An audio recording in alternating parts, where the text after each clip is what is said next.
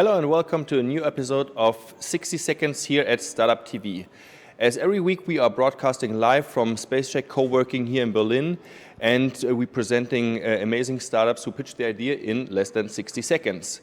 So, first startup is a software as a service for online shops using AI to increase the customer journey. So let's hear more about them. Your 60 seconds starts now. Thanks, Thomas. Livebird offers virtual assistants for online shops. Basically, we use dialogues to enhance the customer journey for online shoppers. And we do that by focusing on three main use cases. We have the product search, customer support, and marketing.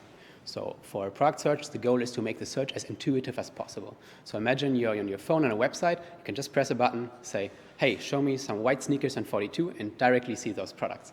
And then we can even suggest some follow-up filters and ask you, hey, Thomas, which brands do you like? And suggest some brands. For customer support, the goal is to automatically answer frequently asked questions. So here it's about, for the shop, to offer support 24/7, and this customer support team to focus on more complex questions. And for marketing, it's about, the goal is to engage your customers. So here we integrate into the Facebook Messenger. We have the product search in there, of course. We have the customer support. But shops can actually send push messages directly to their customers on the phone and engage them that way. And it's kind of like an email newsletter, but with higher opening rates and higher click-through rates. All right, great. Thanks for the pitch. So that means that they can shop, or like the user can shop directly through the messenger, or how does it work like in? Exactly. So for example, for the Facebook Messenger, they can directly in there write, hey, I'm looking for whatever, white sneakers in 42, and they will find the products. But of course, it's also for the website. So customers who are already on a website already have the intention to shop, or at least look at some products. And it's our mission to help these customers find the right product faster, especially for companies who have a lot of products. Sometimes, like on the phone, I don't know if you had this experience, that you never use filters and you just do like swipe down, maybe for 1 or 2 pages, but then after that you're gone if you don't find the right product. And how is it accepted? How are like the users are engaging with that? Do you have some numbers about that? Well, actually, for the Facebook Messenger, it's very interesting. People, when they have the possibility to search in their own words, they search differently than just on Google, right? So they maybe ask for shoes for a wedding or something like that. So you really need to rethink your product data, and shops need to focus on enhancing their product feed a lot. For example, also with colors, we had this problem that the colors of shops oftentimes has color names you have never heard and you would never use. And we have to map these colors, for example, to a simple green. Like, people don't want maybe olive green. They don't write this. They just say like, yeah, just show me some green sneakers. And then they expect to see all these colors. You mentioned that. So, how do you matching like these informations? I mean, does the shop owner does that, or does your system does that automatically, or how does that work? Exactly. So we do that in this case. So, for example, we connect to the product feed of our shop partners. They just send us a CSV file, and we integrate that automatically into our software. And the mapping of the colors and all that is done automatically. So yeah, because especially small shops don't have the capacity to do that all by themselves. With you doing that means like your team, like, I mean, when okay. Yeah, we are writing, like, our goal is to, as a software as a service, to have a product that works for a lot of shops. And we see, like, of course, big shops like Zalando, Amazon have like teams they can do that, but small shops will never be able to do this, to train their AI or to have their products in this, like all these operations. So we see it as our, it's our product to help these companies. They have to work together and to train the AI, for example, but also these kind of like color issue we do for one company and then it works for everyone. So that's great. And so you're already out on the market. Like, how many shops are using your technology, and what's like your business model? You're like a subscription based, or you get a like? It's subscription based. It depends on the messages, like on the usage of our tool actually. And we are super young, like we just founded the company last year here in Berlin, and we developed all the technology, set up all the AI, and yeah, as you see, even with problems like colors, there's big problems, so we had to solve these first. And now we are having our first customer, we are just onboarding our second one, and yeah, really looking for a lot of new companies, so reach out to us. whenever you want. All right. Thanks for the pitch. Congratulations. And so if you want to hear more about Livebird, then give them a vote, and we will cover them more in detail if they get the most votes. So second startup, it's shoutr Labs, and they are like specializing on Wi-Fi content distribution and creating AR apps. So yeah, let's hear more about them. Your 60 seconds starts now. Hi everybody. Yeah, we have invented a plug-and-play visitor information system that's now mainly used in museums. Well, the first problem is in Germany, the museums, or most of them don't have Wi-Fi, but the visitors mostly come with a phone. So we have invented a small box, we call it shoutr box. It's more or less a content streaming box, it only needs power. And these boxes are placed all over the museum, the exhibition space, and they open a mesh network. And so you can save a lot of content, multimedia content on these boxes, and this can be streamed to the visitors' devices without an app. Most museums use, of course, audio, text, picture, video, but we are also able to stream augmented and virtual reality from these boxes. And we have a lot of tools like a media control system. We have tools especially for blind and handicapped people. We have questionnaires, we can implement a quiz and all that. And one thing is it's portable, so we can also implement it in touring exhibitions. And if the museum has a Wi-Fi already, we can use the Wi-Fi. And your 60 seconds are over. Oh, they are. But anyway, I'm asking a lot of questions. So, but thanks for the pitch, first of all.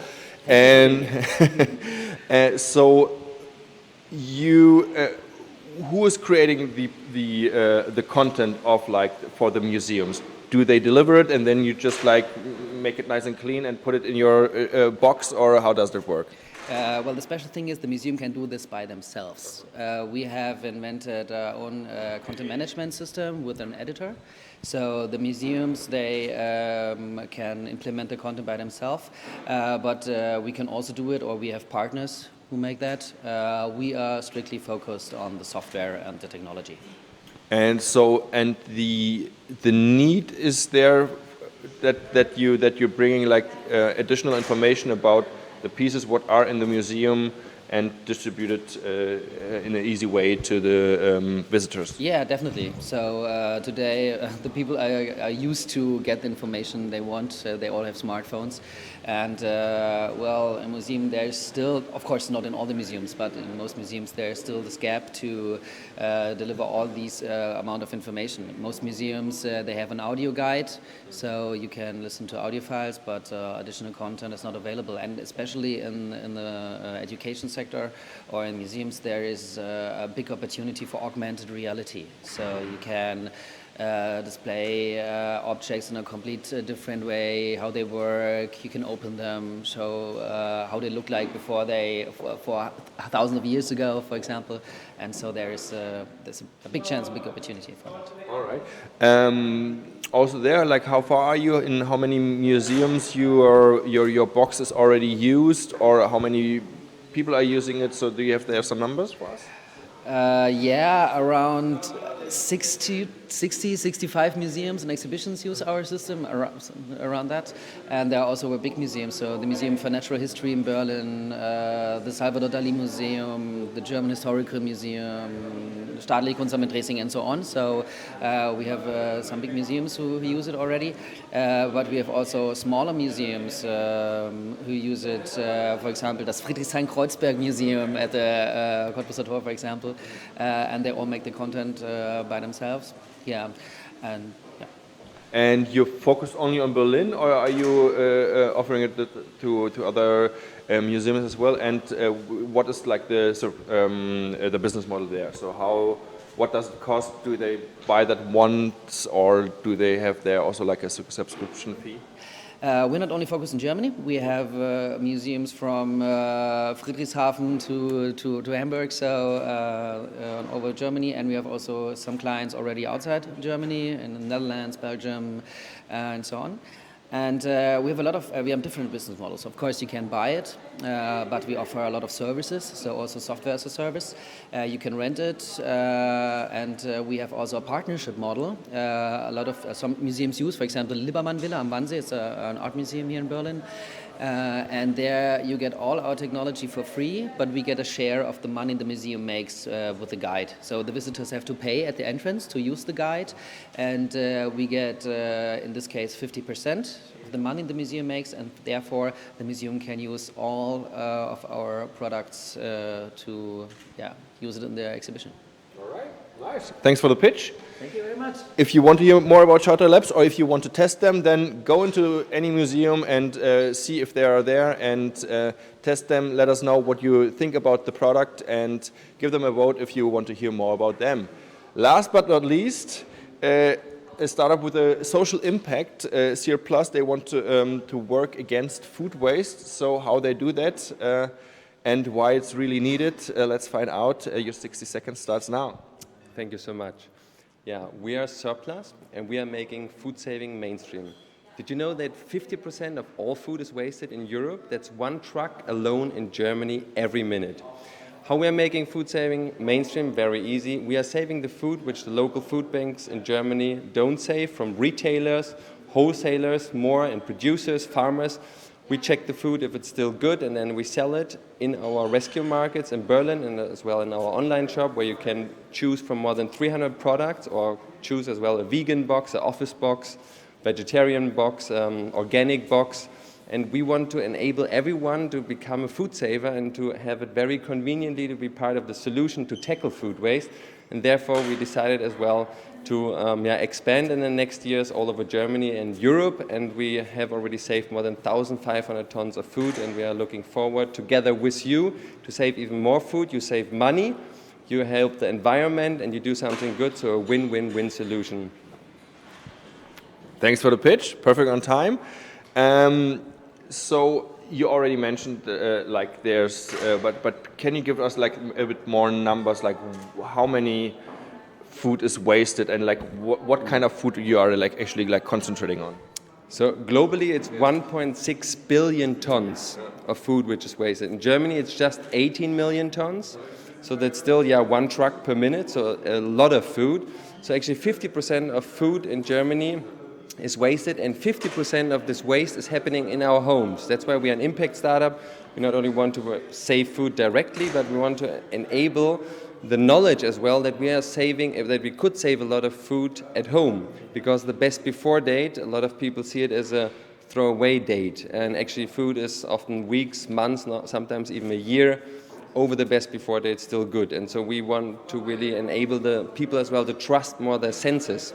So not only look at the best before date, but really check the products, looking, smelling, and then trying. And then if it's bad, what normally isn't the case, then you can still throw it away. And therefore, with SIRPLUS, we really want to create a change in the society to enable us to reach the goal, which Merkel announced as well 2 weeks ago, that until 2030, we want to reduce 50% food waste in Germany.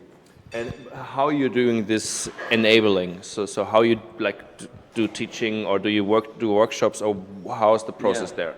So for sure we give lectures. We have also free tours in our SIRPLUS Rettermärkten, rescue markets. But also we reached more than 10 million people through the media. So we really want to create a solution where people see at home, say, wow, food which is expired can still be eaten. I didn't know this. And to give the people the trust to use their own senses. 35 years ago in Germany, there was no best before date, and everybody was using their senses. But we got lost a little bit in the last decades, and now a lot of people only trust this date. And we want to raise awareness as well that food waste is not only something what is happening in supermarkets, yes, but there's just between 5 or 10% of the entire food waste, 18 million tons in Germany, and a lot is actually happening at home. As well, up to 50% farmers are already wasting because it doesn't have the right size, color, norm, and therefore we sell as well this food what other people see as something what is not worth to sell, but it's still a perfect fruit or vegetable. But I mean, when you're talking about the farmers, then this is like a problem what like the industry actually like is creating, right? Because they are not accepting like the perfect apple to put it in the store. Sure, like the supermarkets, I often think the consumers, they don't like to buy these things. So, and we want to create with SIRPLUS a new movement. So after fair trade, vegan food, organic food, that safe food becomes normal, expired food becomes normal. wonky vegetables and fruits, that they become normal and that we see them in the supermarkets, and we just want to be at the first movers, but then inspire the whole industry to change their norms and to expand their norms so that the farmers can sell more of the food, and that we actually, what we produce, that we also eat it, and not to just say, yeah, we only take the perfect color or size fruits and vegetables. So, but you're not only doing these lectures and enabling like the people at home, you're also running like shops. I think you have two in Berlin. 3 supermarkets in Berlin. We have the online shop. We had already 300,000 customers. So we credit as well a lot of attention to this topic by reaching millions of people in Germany and abroad to think about this topic and to see as well, empower yourself, what can you do at home to save more food, to appreciate more food, because economically speaking, yes, we can waste so much food, which is like more than 1,000 billions of dollars, which we are wasting every year in the world. But actually, we only have this one planet. There's no planet B, no backup planet around. And so we really should appreciate this wonderful, marvelous planet in the universe and use the resources which the planet is giving us and not wasting 50% of it in Europe. Yeah. Plus, there are also, like on other parts of the world, people who don't have that, right? Actually, yeah, 900, 800 million people in the world are starving, and so we can also, if we save food here, it has a positive effect for the people in countries where they really have a shortage of food, because we are importing a lot of food from these countries as well. So it has as well a global impact, looking here on a local level what we can do against food waste. Great. Thanks for the pitch, and good luck for fighting that. And hopefully, you are working on that as well, and don't waste too much food at home. So try it, check out SIRPLUS to let or be more informed of what you can do. And yeah, if you want to hear more about SIRPLUS, then give them a vote and we will cover them more in detail. That was already the show for today, but before we are finishing, I want to announce the winner of the last show. It is AI Park, and they are providing an app where you find easily parking spaces if you are driving around the car or others. And we will cover them more in detail in the next weeks, so you hear more about the tool and how it's working. But that was already it for today. Next week we are not broadcasting, since Berlin has a new holiday for women. So we are all celebrating that, and then I see you in 2 weeks back again at Berlin time. And don't forget to do epic shit. Bye bye. Cool. Danke dir. Klar, gern.